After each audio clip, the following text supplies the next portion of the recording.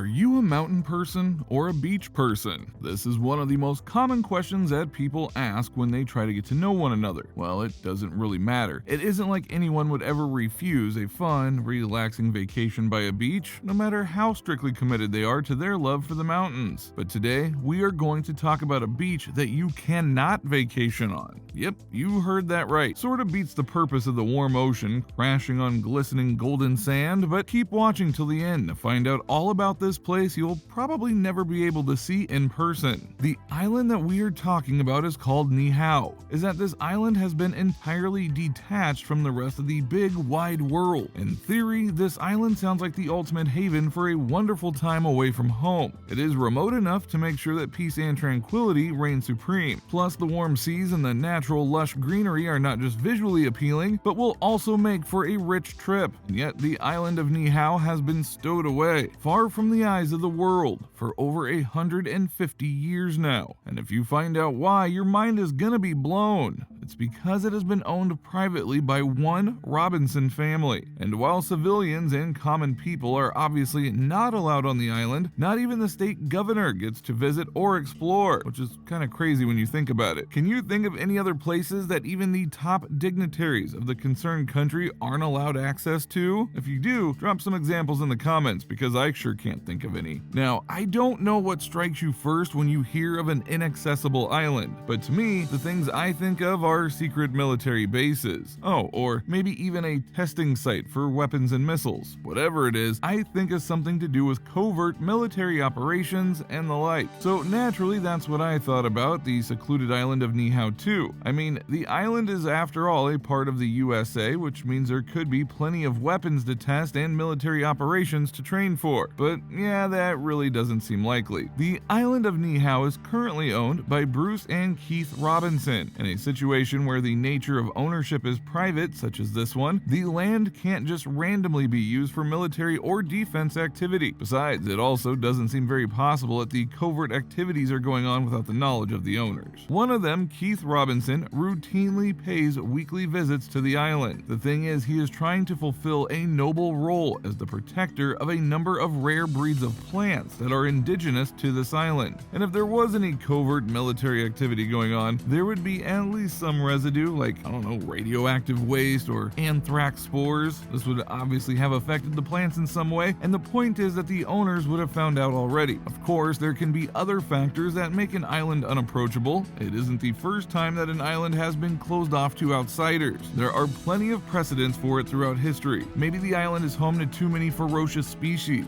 and human beings just aren't equipped enough yet to tackle them. Or there could be a possibility of, say, a frequent seismic activity that the island is prone to. In fact, islands aren't exactly exempted from hosting volcanic eruptions. It wouldn't be unnatural if the island of Niihau had some active volcanoes there at risk of erupting at any second. In fact, this would be a pretty legit reason for closing the island off to important dignitaries and commoners alike. But it is important to take the facts into consideration here. There is, after all, almost no evidence pointing to the fact that any of these reasons could be a possibility. Elizabeth Sinclair, a direct ancestor of the Robinsons, started a ranch on this island back in 1864. The island was rather arid, but that wasn't an issue at all. She still went ahead and bought off the entire island. Ever since then, Elizabeth Sinclair's children and grandchildren have received hereditary ownership of the island, and this system has been continuing for a whopping 157 years. That's more than a century and a half, and it's not like the entire island is uninhabited. The Robinsons now share the island with 170 local residents of the Aboriginal population, but a private island is like owning an independent geopolitical unit. It is technically a part of a country that is ruled by a government. At the same time, there are no government agents who can force the laws of the land upon the workings of the island and its inhabitants. So basically, even if the owners or the inhabitants of a private island are involved in a certain immoral or illegal activity, there is a huge possibility that nothing will even catch on the government's radar.